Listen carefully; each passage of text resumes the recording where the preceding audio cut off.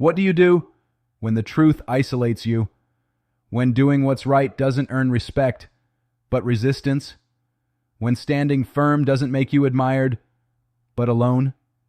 Because most people think they have principles, until those principles cost them something, until they lose approval, until they lose comfort, until they lose people.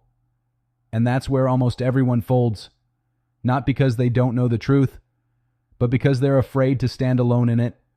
But there was a man who didn't just face opposition. He faced an entire world built on falsehood, and he stood anyway. Ibrahim, A.S. Not in a time of confusion, but in a society fully committed to what was wrong.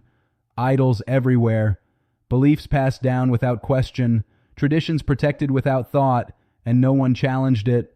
Because when something becomes normal, it stops being questioned, even if it's wrong, especially if it's wrong. And that's the trap. Because you're living in that same pattern right now. Not with idols of stone, but with ideas, habits, systems, things everyone accepts, even when they shouldn't. And just like back then, the moment you question it, you become the problem. Ibrahim, A.S., saw it early, not just the actions, the logic behind it. People worshiping things they built with their own hands, things that couldn't speak, couldn't hear, couldn't benefit or harm. And he asked the question most people avoid. Why? Simple, but dangerous.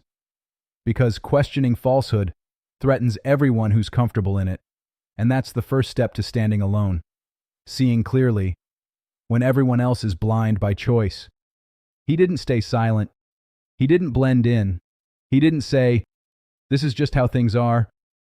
He spoke to his people, to his society, even to his own father. Pause. That's where it becomes real. It's one thing to challenge strangers. It's another to stand against what your own family believes, because that's where the pressure is strongest. The expectations, the emotions, the fear of breaking relationships, and most people choose silence. They compromise. They adjust the truth to keep the peace. But Ibrahim, A.S., didn't. Not disrespectfully, not arrogantly, but firmly, consistently, unapologetically. And what did that get him?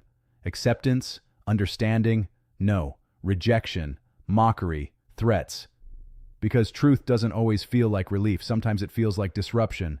And people don't like being disrupted. They protect their comfort, even if it's built on falsehood. So the pressure increased, the resistance grew, and then he did something bold. He broke the idols, all of them, except one. And when they came back, shocked, angry, confused, he didn't argue emotionally. He exposed their logic. Asked the big one. Let that sit.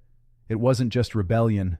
It was clarity. Forcing them to confront what they already knew, but didn't want to admit. And that's what truth does. It doesn't just challenge others, it exposes them. And exposure makes people uncomfortable, so they didn't reflect. They reacted violently. Because when people can't defend their beliefs, they attack the one who challenges them. And just like that, it escalated. From disagreement to destruction. They built a fire, not small, not symbolic, massive. A fire meant to erase him completely. Think about that moment, standing there, alone, no supporters, no backup, no escape, just certainty that you're about to be thrown into a fire. And here's the part most people don't talk about. He felt it, the reality, the intensity, the human awareness of what's about to happen. But he didn't step back. He didn't say, "Maybe I went too far." He didn't try to soften the truth to save himself. He stood firm because his conviction was stronger than his fear. And that's rare, because most people don't lose their values in comfort. They lose them under pressure, when it becomes inconvenient, when it becomes dangerous, when it costs them something real. That's when compromise begins. But Ibrahim, A.S., didn't compromise, even when it meant facing fire. And then, something happened, not before the test, but in the middle of it. Be cool and safe. The fire didn't disappear. It changed. Let that sink in. Allah didn't remove the situation. He controlled it. And that's a pattern most people miss. You think strength means avoiding difficulty, but real strength is standing firm inside it, because sometimes Allah doesn't take you out of the fire. He makes the fire lose its power over you. And that only happens when your trust is real, not theoretical, not conditional, real. But the test didn't stop there, because standing alone once is not the end. It's just the beginning. Years passed, and then came another command, one that cuts deeper than anything before. Take your son, the one you waited for, the one you love, the one you prayed for, and sacrifice him. Pause. This isn't about logic. This isn't about understanding. This is about trust. Complete, absolute, unquestioning, and this is where most people break, because it's easy to trust Allah when it makes sense, when it aligns with what you want, when it benefits you, but when it asks you to let go of something you love, that's where your reality is tested. Ibrahim A.S. didn't argue. He didn't delay. He didn't negotiate. He moved. And even more powerful, his son was willing too. Both aligned. Both surrendered. And just as the moment reached its peak, it was replaced. A test, not a loss. Let that sit. Because sometimes what you think you're about to lose is only being tested, not taken. But you won't know that until you're willing to let go. And that's the level Ibrahim A.S. reached.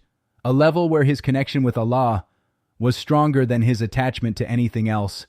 And that's why he could stand alone. Because he was never truly alone. And that's the part you need to understand. When you stand for truth, it might feel like isolation. It might look like loss. It might come with rejection. But you're not alone. You're just not surrounded by noise anymore. And there's a difference. Because most people aren't afraid of being wrong. They're afraid of being alone. They'll stay silent. They'll blend in. They'll compromise just to feel accepted. But acceptance at the cost of truth is a quiet form of loss, and it builds over time until one day you don't even recognize yourself anymore. So ask yourself honestly, what are you compromising right now? What truth are you avoiding? Where are you choosing comfort over conviction? Because standing alone is not the real fear. Losing yourself is. And once that happens, no amount of approval will fix it. Ibrahim A.S. didn't change the truth to fit the world. He stood firm until the world had to recognize the truth. And that's the shift. Stop waiting for acceptance. Stop waiting for support. Stop waiting for the perfect moment, because it might never come. And the longer you wait, the easier it becomes to stay silent. But silence has a cost. And eventually, you will feel it. So stand now. Even if it's uncomfortable. Even if it's unpopular.